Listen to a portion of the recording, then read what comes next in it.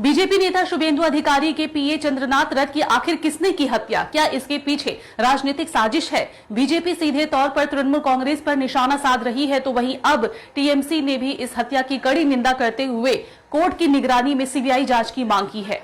पश्चिम बंगाल जहां चुनाव खत्म हो चुके हैं, लेकिन सियासी हिंसा का दौर थमने का नाम ही नहीं ले रहा।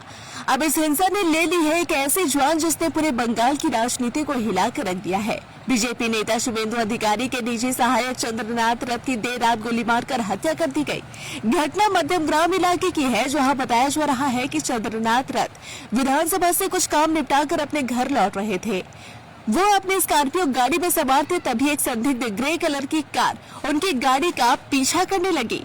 कुछ दूरी पर अचानक उस कार ने चंद्रनाथ की गाड़ी को ओवरटेक कर सामने रोक लिया। इसी बीच पीछे से एक मोटरसाइकिल आती है और बाइक पर सवार बदमाश बेहद करीब से ताबड़तोड़ फायरिंग शुरू कर देते हैं। गोली सीधे चंद्रनाथ रथ को लगती है और मौके पर ही उनकी मौत हो जाती है। इस सनसनीखेज हत्या के बाद बंगाल की राजनीति में आरोप प्रत्यारोप का दौर शुरू हो गया है। बीजेपी ने सीधे तौर पर तृणमूल कांग्रेस पर हमला बोला है। शुभेंदु अधिकारी ने दावा किया कि यह हत्या पूरी तरह से पूर्व नियोजित थी। उन्होंने कहा कि कई दिनों से रेकी की जा रही थी और चंद्रनाथ रथ को टारगेट बनाकर इस हमले को अंजाम दिया गया। वहीं दूसरी तरफ तृणमूल कांग्रेस ने भी इस हत्या की कड़ी निंदा की।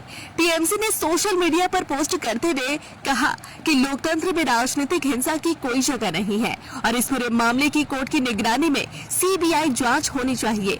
टीएमसी का कहना है कि दोषियों को जल्द से जल्द गिरफ्तार कर कड़ी सजा दी जानी चाहिए। हालांकि बीजेपी नेताओं का कहना है कि टीएमसी की ये प्रतिक्रिया सिर्फ मगरमच्छ के आंसू है और असली दोषियों को बचाने की कोशिश की जा रही है। अब पुलिस इलाके के सीसीटीवी फुटेज खंगाल रही है। हमलावरों की पहचान करने की कोशिश जारी है और शुरुआती जांच में इसे सुपारी किलिंग से जोड़कर भी देखा जा रहा है। राज्य में पहले से ही चुनाव बाद हिंसा को लेकर तनाव बना हुआ है, लेकिन अब चंद्रनाथ रथ की हत्या ने बंगाल की राजनीति को और ज्यादा विस्फोटक बना दिया है।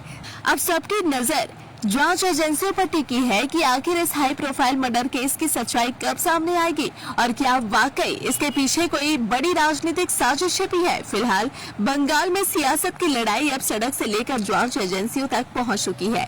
चंद्रनाथ रथ हत्याकांड के चुनाव बाद के माहौल को और ज्यादा तनावपूर्ण बना दिया है। अब देखना होगा कि जांच में कौन कौन से बड़े नाम सामने आते हैं और क्या इस मामले में सीबीआई जांच की मांग मान ली जाती है या नहीं।